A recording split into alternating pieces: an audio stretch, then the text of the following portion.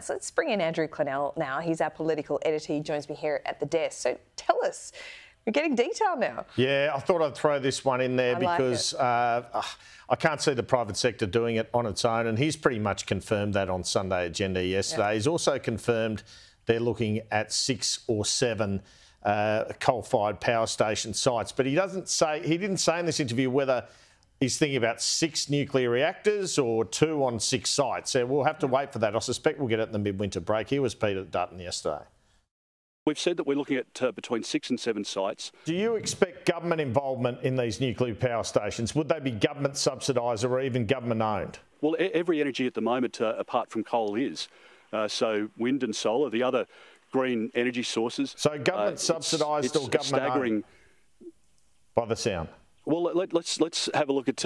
We'll make our announcement in due course, but I just make the point that wind and solar don't work without government subsidy. Now, I'm very strongly supportive of renewable energy, but it needs to be firmed up.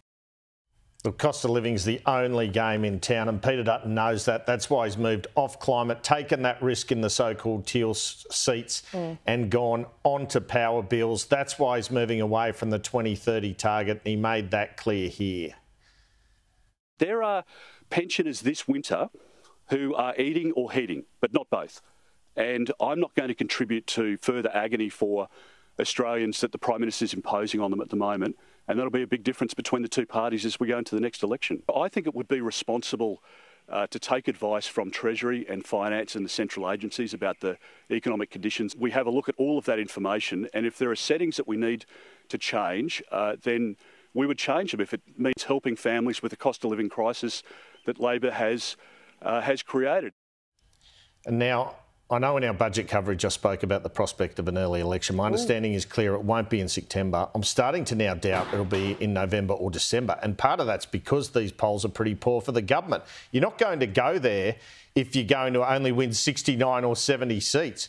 In 3 weeks, though, the stage 3 tax cuts come, the energy bill relief comes, and they're relying on wages going up too. But nevertheless, I think it's starting to lean towards an election next year now. Yeah, absolutely. I think that too. I mean, he did give himself the option in the budget, absolutely no doubt. But it's looking like next year. And even at the Sky Economic Outlook Forum, Anthony Albanese, when speaking to you, said he thinks terms are too short.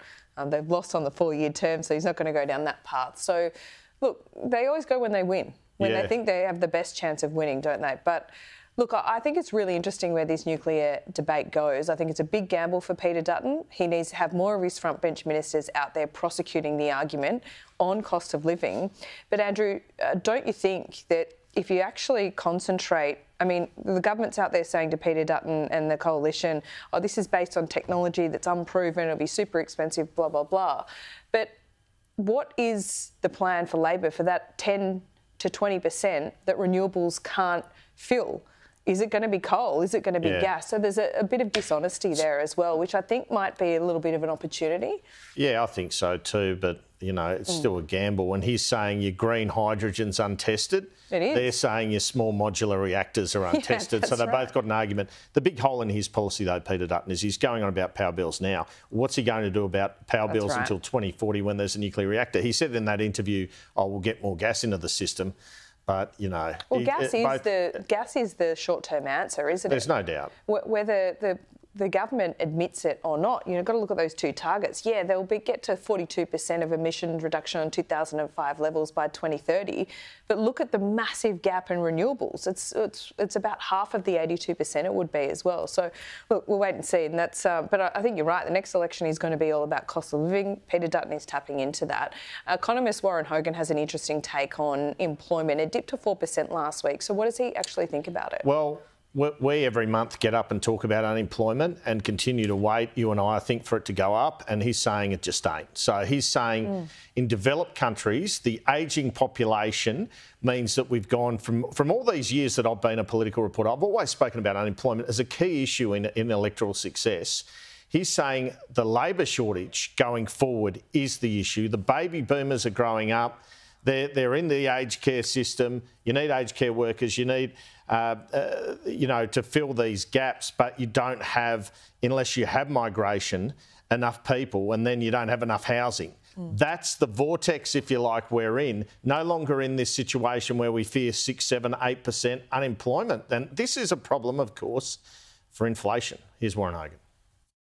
The demographic cycle has shifted. With the retirement of the baby boomers, what we're seeing is the dependency ratio going up. That is, the proportion of people in the economy who are not working rise. They all still consume, but that leaves only the working age or those in jobs to produce. For the last 50 years, economics has been all about unemployment. That has been the primary concern of policymakers and academic economists.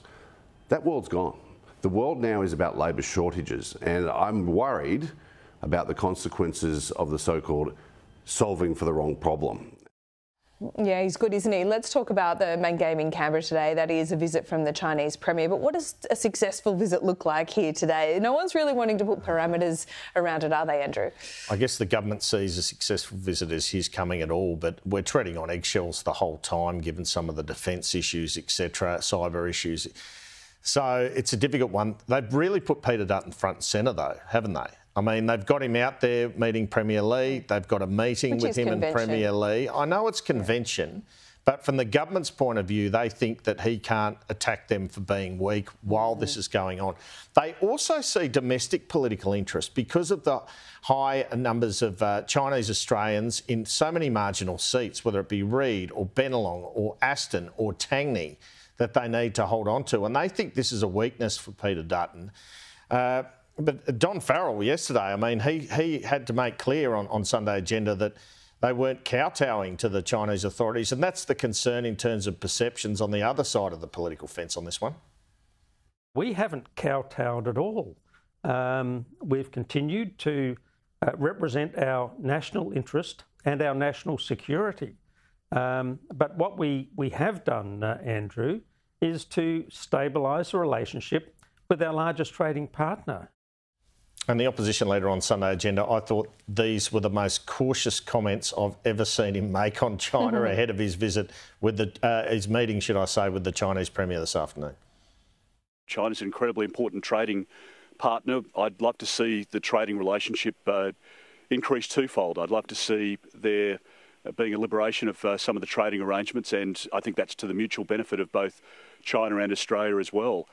But equally, as I say, with any partner where we have difficulties or in an honest, open relationship, it's important to raise not just the opportunities, but the grievances or the concerns. I was a minister heavily engaged with the Obama administration, with the Trump administration, with the Biden administration, and from time to time there are grievances as well as points of clarification, as well as points of heated agreement. That's the nature, obviously, of these relationships. Yeah, I mean, he can read a room, Peter Dutton, can't he? Scott Morrison was a personnel problem when it came to the Chinese relationship for so long. Whether you agree with his stance or not, it affected our trading relationship. Peter Dutton obviously doesn't want to make that same mistake, Andrew? Well, not on this occasion. His language is pretty strong the rest of the time, but I think read a room is right. I think a lot of people don't realise that Peter Dutton is a skilled politician. He's someone who commands a room a bit more than some of the people on his side, frankly. So that's one of his great skills. He is, believe it or not, he can be a bit of a diplomat, Peter Dutton. Yeah, absolutely, and we saw it just there. Andrew, great to see you.